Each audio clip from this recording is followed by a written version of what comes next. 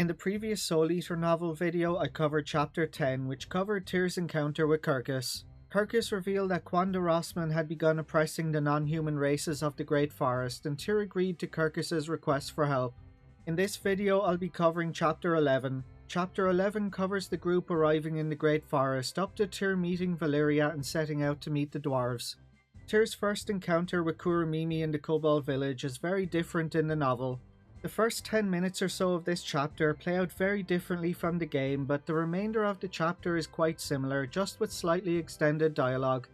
And as always, I'll be doing no editing on these videos covering the novels. If a picture appears in the book, I'll put it up on screen while talking about that scene, but aside from that, treat these videos on the novels as an audio experience. Chapter 11. The Racial Divide. After 3 days on horseback, the group arrived at the Great Forest village, located on the western fringes of the Great Forest. Kirkus told the others that they've arrived at the Forest of Illusion, a forest protected by a magical barrier erected by the 6 wise men of the forest, and only those who know the way can pass through. Kirkus guided the group through the forest. The forest was so thick they couldn't even see the sun, and they had no idea what direction they were heading in. If Kirkus wasn't there to guide them, they would certainly have been lost. It took half a day to pass through the forest, but eventually the forest opened up and a little village lay before them. Relieved, Victor commented they finally made it out of that maze and galloped towards the village, with Tyr following close behind him. The village comprised of about 50 huts and showed signs of battle. Some of the huts had been burnt down and others had been torn down. Even though there were signs of recent repairs to the damage, there wasn't a single soul in sight. Looking over the village, Tyr asked, "What is this place?"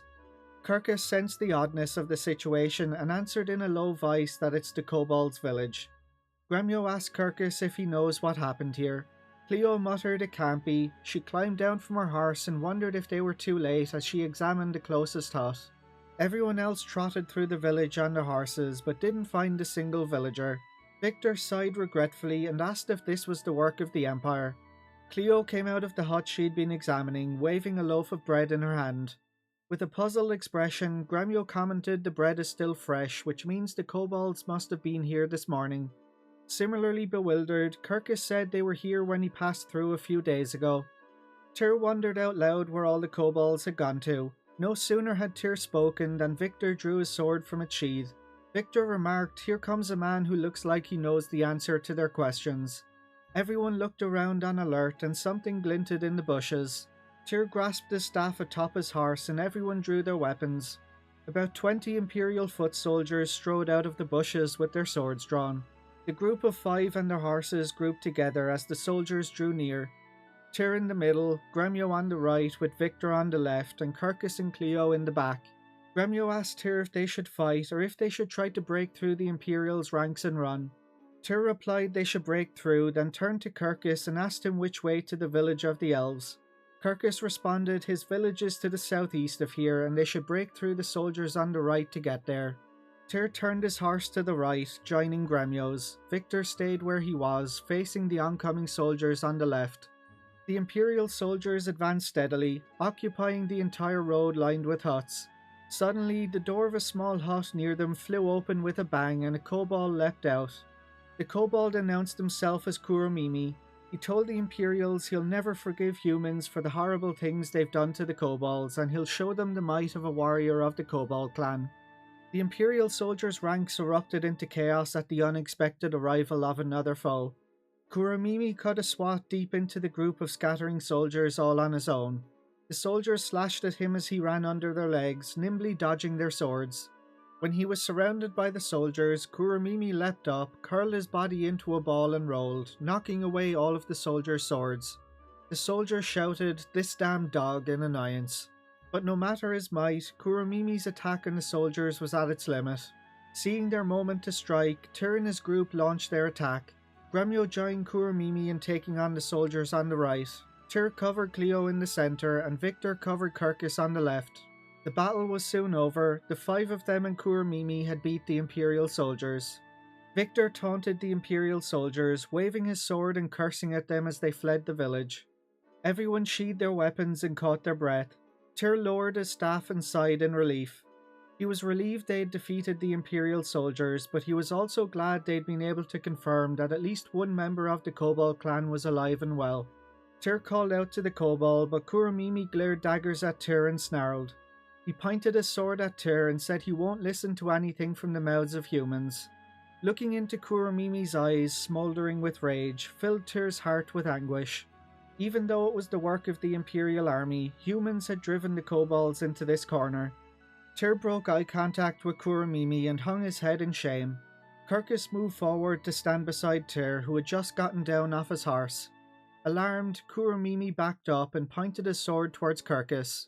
He said he doesn't trust elves either and he'll protect his people with his own strength. Kirkus pleaded with Kuramimi to listen to him. He told him that these humans aren't with the Imperial army, they're part of the Liberation Army and they're here to help. Kuramimi asked, "Liberation Army?" Something seemed to occur to Kuramimi and he approached Tir, sniffing him to get a scent. Kuramimi let out a humph as he gazed at Tir. He said he won't let him trick him as all humans and elves are liars, though he does seem different and he doesn't smell like Kwanda. Tir asked Kuramimi if he knows General Kwanda. Kuramimi responded he's a demon. He crossed swords with him once and he stunk like a monster.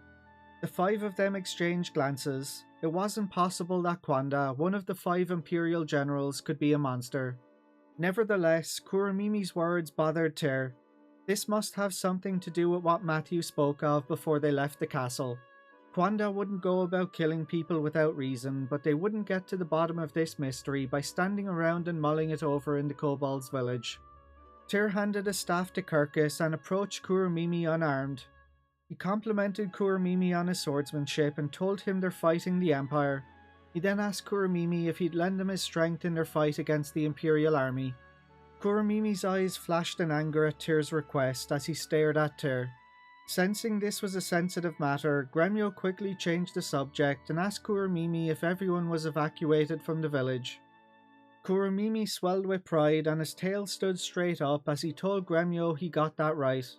He said he was scouting the enemy castle and he saw their troops march out, so he returned and got everyone to safety. Then he laid in wait to ambush the Imperials, and everyone is going to be so happy that his ambush worked. Victor grinned and told Kuramimi that was very clever, then asked where his friends are. Kuramimi responded that's a secret and they're in the safest forest to the north. Flustered, Kuramimi snapped his mouth shut. His eyes welled with tears and with one final glare at the party, he bolted, heading north of the village. Just when they thought they had seen all sign of Kuramimi vanish into the brush, they heard him tearfully shouting back at them, saying he knew he couldn't trust them and they won't trick him anymore. Amused at how easily Kuramimi had fallen for his smooth talk, Victor shouted in return that his secret is safe with them and he can trust them not to tell those Imperial bastards. Kuramimi shouted back, asking them if they promised they won't tell. Tir shouted of course, but they heard no further reply from Kuramimi. Tir felt awful, but Victor clapped him on the shoulder and said the important thing is they keep their promise. Tir turned around and took his staff back from Kirkus, saying if the soldiers are here in the Kobold village, then the village of the elves is in danger too. As they rode southeast across the grassy plain to the village of the elves, Tir's heart weighed heavy in his chest. He couldn't stop thinking about the rage he had seen in Kuramimi's eyes. That anger had seared itself into his mind. Kuramimi didn't want anything to do with humans, and Tir got the feeling that convincing the 3 races to work together was going to be even harder than he thought. They pushed their horses without pause for an entire day after they left the Kobold village. Kirkus, who had taken the lead, drew his steed to a halt when a thick forest came into view across the plain. He told the others his village lies in the middle of that forest. They all turned to look in the direction he was pointing and saw one noticeably larger tree towering above the rest of the forest. That mighty tree, Lukie Ende Tawayo, was itself the village of the elves. The elves walked its branches and built their homes nestled among them. They continued galloping across the plain, and as they travelled further, a giant stone building materialized, looming to the distant north of the sprawling forest. The spires poked out above the trees, as if watching them even now. Tir looked over at Kirkus while still urging his horse forward and asked what's that structure over there. Kirkus responded that's Panu Yakuda, Kwanda Rossman's castle. Tir gauged the distance between the village of the elves and Panu Yakuda. It looked like it would take about half a day to walk, and he thought it was quite strange that enemies could be such close neighbours. Kirkus shouted in alarm and leapt off his horse when he saw elven arrows in the ground. He commented they weren't here when he left the village and the Imperials must have been here. The group looked at the arrows Kirkus picked up, then looked all around them. Arrows were scattered among the roots of the large tree, jutting up from the earth and stuck into the forest trees all around them. Kirkus had an uneasy expression on his face, but Cleo eased his worries by telling him there were no bodies or blood, so the elves must have driven the Imperials off. Kirkus gazed up in relief at the sight of the untouched village. He took a deep breath, then whistled. In response, a rope ladder was lowered down to them. Tir and the others bundled their weapons and baggage together, secured them to their horses, and tied the horses to a nearby tree. They followed Kirkus up the rope ladder. When they reached the centre of the village, Kirkus pointed towards the largest building and told them that's the Elder's home. 2 sentries guarded the Elder's house. They asked Kirkus what in the world he was thinking, bringing filthy humans to their village. Glaring at the sentries, Kirkus shot back and said they're high-ranking members of the Liberation Army and they have something they wish to discuss with the chief. The sentry gave Kirkus a look, then lifted up the partition cloth to the entryway and ducked inside. A short time later, he stuck his head back out and told Kirkus the chief will listen to what they have to say. Now this part is pretty much the same as the game. Tir and Kirkus meet with the chief of the elves. You know the scene. The chief has that haughty elven arrogance of superiority. He looks down on other races, especially humans. He rejects the Liberation Army's offer of help as he claims he doesn't need it. He reprimands Kirkus for leaving the village without permission. Kirkus tries to argue to persuade him, but the chief orders them to be imprisoned. A woman's voice echoed from within the prison cell. Peering in, Tir saw a woman with chestnut hair, wearing a metal breastplate atop red attire, crouch motionless in a corner of the cell. The guard sneered and laughed as he asked if they know each other. The woman asked the guard when are they letting her out of here. The guard asked her if his furnishings aren't to her liking and commented he thought all humans love cramped and dirty places. The woman lost her temper, but the guard pretended not to notice. Grinning, he turned towards Tir's group and pointed into the cell with his sword while calling them blockheads. The woman's deep sigh filled the cell that Tir and the others stepped into. Once they were inside, the guard locked it once more and went back upstairs. The cell drowned in a deathly silence. Victor turned to the woman and asked her if she's got a minute. He commented that from the look of her attire she must be an Imperial soldier and asked her how she wound up here. The woman glanced at Victor with a scowl. Victor held her gaze unblinking. Sparks flew in the silence, but the soldier eventually gave in and spoke in a quiet, measured tone. She told him she was born and raised in a small village near the Great Forest and she joined General Kwanda's army during the War of Succession, but... Victor leaned in eagerly.